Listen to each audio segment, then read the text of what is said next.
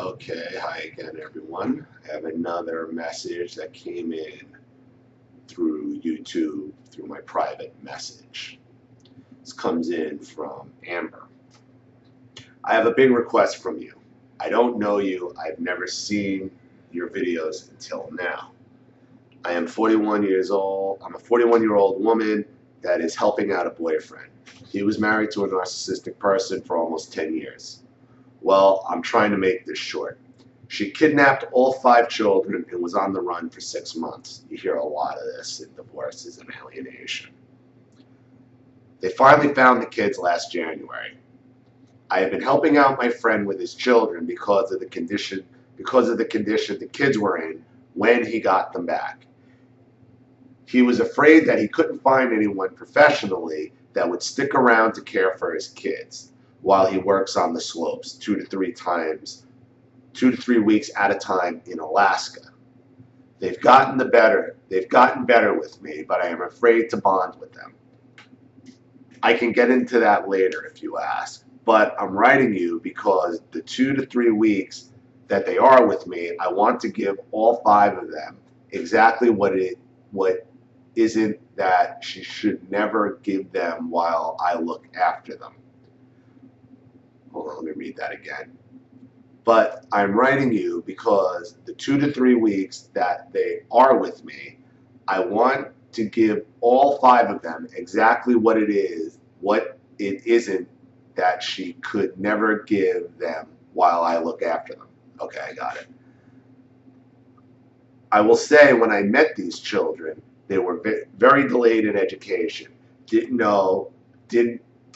know how to do much of anything for themselves, barely dressed themselves in the morning. Every last one of them have cavities. They have a very hard time following direction. I just figured if I'm going to be helping out for the time being, what can I do to play it safe with them? Because I have already been accused of exposing myself to one of the children, and it turns out that it was cleared by an officer. The mother is a fuck up. Sorry for my language, but she is still able to put ideas in their heads, even with supervised visits. It's so complex. I agreed to step in because my option, you couldn't pay someone to come in and deal with this stuff he has had to deal with. This email would be way too long. Thank you for your time. I will give you my regular email because YouTube has changed. I do not know how to access my mail anymore here, but I will try it again. Okay. This is a tough situation, but this is a situation so many women who are dealing with a new man in their life, a new relationship where they've dealt with parental alienation and the alienation caused by an alienating mother or an alienating father if it's the other way around. What I would tell you is this: do not think too far into how you interact with them. If you're in love with if you're in love with your boyfriend and this relationship is going somewhere, which I would imagine it is, if you're going to take on the responsibility of his 5 kids while he goes and makes a living, that's a very noble thing. What I would always say is, what I would say to you is, you're not going to be those children's mother. You're never going to try to take the place of the mother, regardless of how fucked up the mother is, and regardless of whether or not the children probably in the better interest of the children to expose the mother as being a fuck up, because to them, that's their mother. They only got one mother. They've spent, seems like, years with this mother being brainwashed, and you're not going to be able to flip a switch and unbrainwash them. The best thing you can do is be the best person you can and be the most honest person you can in regards to these children. When these children are with you, You know, you show them love, you show them kindness, okay, and they're going to go towards that. They're going to understand in their own heads, without you having to specifically say the mother's a piece of garbage or the mother's a piece of shit. They'll be able to figure that on their own, where they're where they're the happiest and where they're not. I would question, you know, if the mother's still able to brainwash these kids even under supervised visits, what the hell is the supervisor doing during these visits? What is she saying to them? Because here's the problem. Because I know if a man did that under a supervised sorry, I'm still getting over this. If a man did that under a supervised visit situation, that supervisor would jump in, end the visit, that would be it. That usually does not happen with women. It's unfair, it sucks, but that's the reality of it. Women are given so much more leeway. And I've talked about this in other videos where I say, you know, when women get caught up in this, where they understand, where they're now under the perspective of what men usually need to go through, you understand that it's these out-of-control women that cause this, and now you're actually being hurt because of the screwed-up actions of another woman. It is frustrating. It is angry because you're a good person and you want to see what's best for these kids. I imagine you're trying to get, you're developing a bond with them, even though, like you say, well, you know, I'm not their mom and I don't want to do that. But you're going to, because you're a decent, loving person, and you're doing what you're doing is very admirable, to take on 5 children and try to give them some normalcy and some perspective. You're going to have to direct your boyfriend, you know, to stay in constant contact with child services or who's ever running the supervised visitations for what he's observing. You know, I don't think it can come from you, because then it's going to be, who's this woman?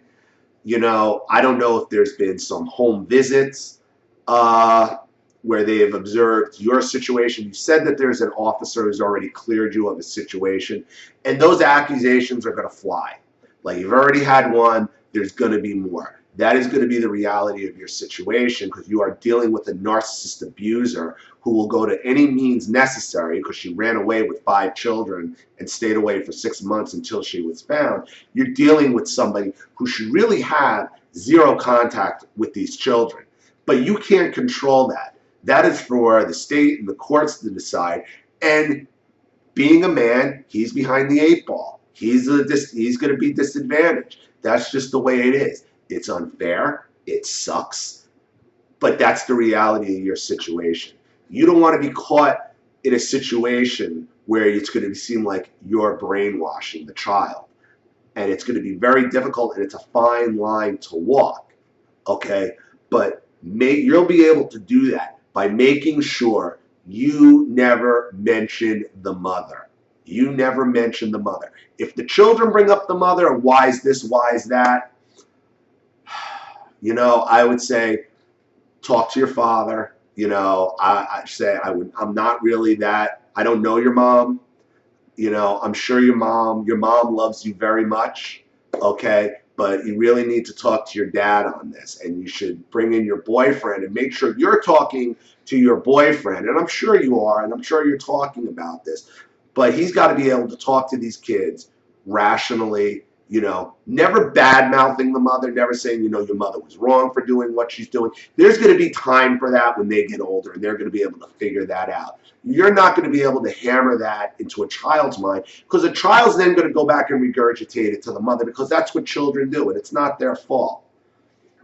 You know, if these kids have cavities and they're so socially inept, you know, the court shouldn't be picking up on this. There should already have been home evaluations and home visits. It's a good sign, though, that they got her under at least under supervised visitation, because at least they didn't just give them back to her, and they're just letting the kids go and giving her the opportunity to run again. This is probably one of the more frustrating situations that a new mate, a new spouse is going to have to deal with with a spouse dealing with parental alienation and somebody and a fucked up ex. And you pull your hair out, you go crazy. And I'm telling you, women like you and who deal with this are the biggest supporters of ending parental alienation and changing custody laws and changing divorce laws and changing the way family courts operate, because they see it for themselves and they see that it's other women, by and large, who are causing these problems and making it difficult on decent, good women like yourself, you know, putting you in this position of, but this is what men deal with every day, you know, in this country and worldwide. I really wish I had something more tangible and like a cure-all, like go no contact, or which you can't do because kids change. Kids are a game changer. They change everything because it's not your decision to make when you're dealing with family courts and custody and the like. Your husband or your boyfriend really needs to be in constant contact with the custody organization, with the courts. But you got to be careful that you're not over-reporting, because it's very easy to have it turned back around on you that you're the problem and you're looking to make trouble. And this is just so frustrating. And it's something that I pull my hair on, you know, because I go through it firsthand, and my wife deals with it because my daughter loves my wife, loved her to the point where she wanted to call her mommy. And, you know, my wife's like, I'm not your mom, Aaron. You know, your mom loves you very much, and, you know, things could get turned around. And to be in the position I am in now, you know, is very, very frustrating. There are support groups dealing with parental alienation available. They're all over Facebook. They're all over Twitter. They're all over YouTube. Start looking into some of those. Look into some parental alienation groups where they actually meet, and spouses of parental alienators, spouses of parental alienation, where there's groups specifically for the spouse of a new mate that is the victim of parental alienation, of support groups where you can get some better ideas and better tactics. I know this one's frustrating, and it just infuriates me that 5 children can be abused like this, with cavities. And like, how do you get cavities in this day and age with fluoride and the advances in dental care and toothpaste and everything? It is so neglectful. It's so neglectful, and it's really, really frustrating, Amber, and I appreciate it. So check out that stuff, see what's in your area. And I know it seems almost like a brush off, and I'm sorry if it sounds that way, but that's the situation we're in. That's why parental alienation is so infuriating. It is so devastating, because at the end of the day, all it hurts is the children. And that's the God's honest truth. It damages the children, and it seems like nobody cares except for the person and people who are being alienated and are having the abuse and smear campaign again run against you. I would also keep a logbook of all your dealings with the children. Anything like off color or something that might be concerning that one of the children says, something you see, something medical, log it down, because all that is admissible in court. Okay, and it at least shows that you are keeping a logbook and keeping a record for these children's welfare. Because people who are actually doing the alienating don't do that. They make ridiculous accusations that are usually just believed in court. Whereas you can pull out your logbook and say, I've been running a logbook, and on such and such a date this happened. Sally said this, Johnny said this, Bobby said this. Ripped clothes, couldn't dress himself, you know, on and on and on. And all of that is verifiable. As far as the part of exposing yourself, you know, you're in a house, people got children all over the place. all I would just tell you is be extra careful. Not that I'm saying you did anything wrong whatsoever, but the narcissist will use any opening, any crack that they can to try to regain control over the situation. So thank you for your message. My heart goes out to you. I really wish you luck on this one because, you know, obviously I'm going through something very similar with the alienation. I've been dealing with it for 5 years. You know, I'm seeing the light at the end of the tunnel. Seems like you're at the beginning of this process. Make sure your boyfriend is kept apprised of everything you see, and I'm sure he is, because I'm sure this dominates your lives. This dominates your conversation when you go to bed at night, when you're alone time. Like, how is this happening? Because it's just so damn frustrating.